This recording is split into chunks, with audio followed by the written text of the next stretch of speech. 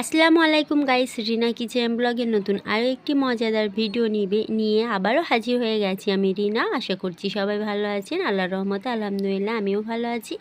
আজকের রেসিপিটি অনেক মজাদার হতে চলেছে আর সামান্য দুটি আলু নিয়ে বাড়িতে থাকা উপকরণ দিয়েই রেসিপি বানাবো। তো আশা করি পুরো ভিডিওটা ভালো লাগবে। ভালো লাগলে অবশ্যই আমার চ্যানেলে যারা নতুন চ্যানেলটি সাবস্ক্রাইব করবে। তো চলো রেসিপিটি শুরু করি।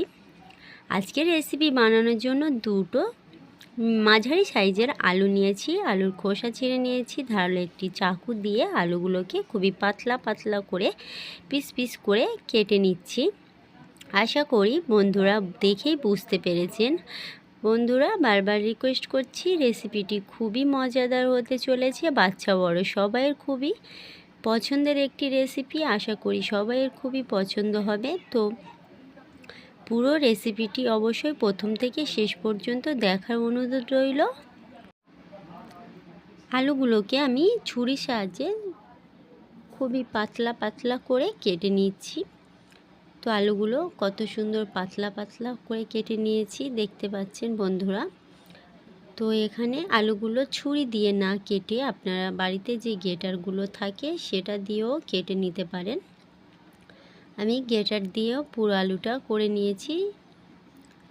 এতে করে আলুটা খুব সুন্দর সেদ্ধও হবে আর আজকের রেসিপিটি খুবই সুন্দর মুচমুচেও হবে। তো বন্ধুরা দেখতে পাচ্ছ আমি আলুর মধ্যে পানি দিয়ে দিয়েছি। তো এই আলুগুলোকে আমি খুব ভালো করে 2-3 বার পানি পাল্টে পাল্টে ধুয়ে নিচ্ছি, যতক্ষণ পর্যন্ত আলুর কালারটা পুরো সাদা না হচ্ছে ততক্ষণ পর্যন্ত আমি ধুয়ে নেব।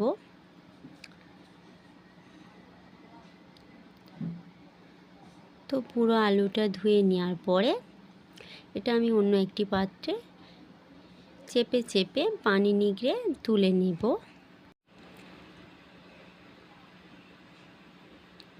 তো আলুটা ভালো করে পানি চেপে চেপে আমি একটি মিক্সিং বোলের মধ্যে তুলে নিচ্ছি। বন্ধুরা আলুটা কতটা পরিষ্কার দেখাচ্ছে, আশা করি বুঝতে পারছেন আলুটা কত সুন্দরভাবে আমি ধুয়ে নিয়েছি। এখানে আমি দিয়ে দিচ্ছি স্বাদ মতো লবণ আর দিয়ে দেব সামান্য পরিমাণে গুঁড়ো লঙ্কা আর দিয়ে দেব এখানে 1 চামচ কর্নফ্লাওয়ার। এখানে দিয়ে দিচ্ছি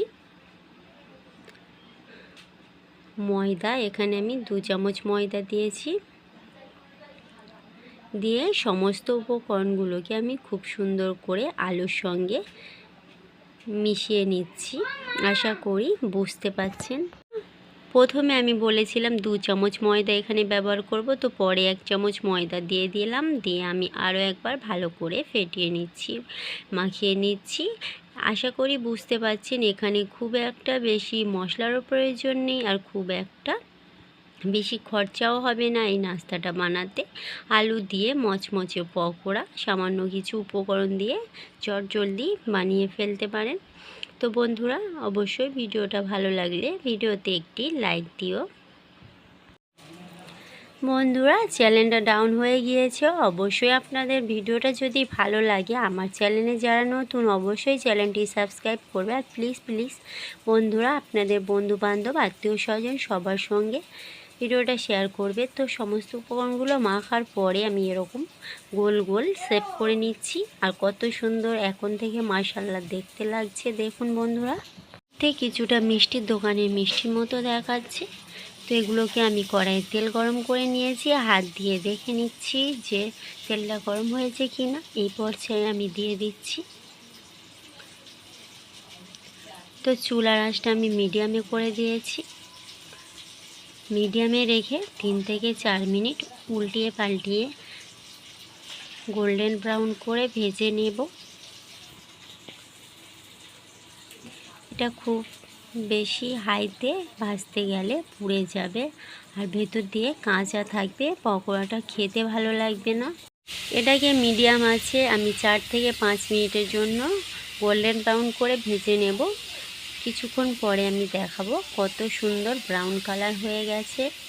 বন্ধুরা আরও কিছুক্ষণ ভেজে নেব মিডিয়াম আছে। তো আমি এক এক করে পকোড়াগুলোকে তুলে নিচ্ছি।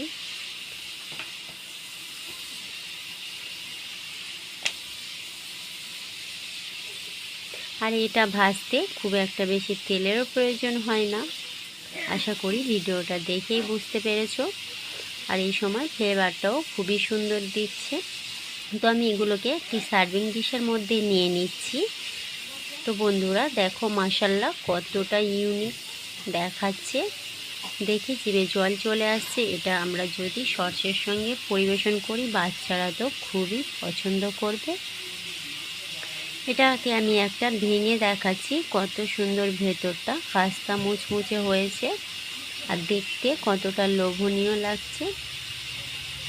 আর ভেতরটা খুবই সুন্দর সেদ্ধ হয়ে গেছে মাশাআল্লাহ, দেখতে কতটা ইউনিক। আশা করি বন্ধুরা আজকে এই রেসিপিটি সসের সঙ্গে পরিবেশন করলে খুবই সুন্দর হবে, খেতে মাশাআল্লাহ খুবই সুন্দর হয়েছে।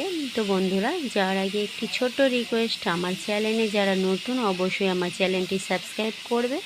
আর প্লিজ বন্ধুবান্ধব আত্মীয় স্বজন সবার সঙ্গে শেয়ার করো। সবাই ভালো থাকবে, সুস্থ থাকবে, সবার জন্য অনেক দোয়া রইল।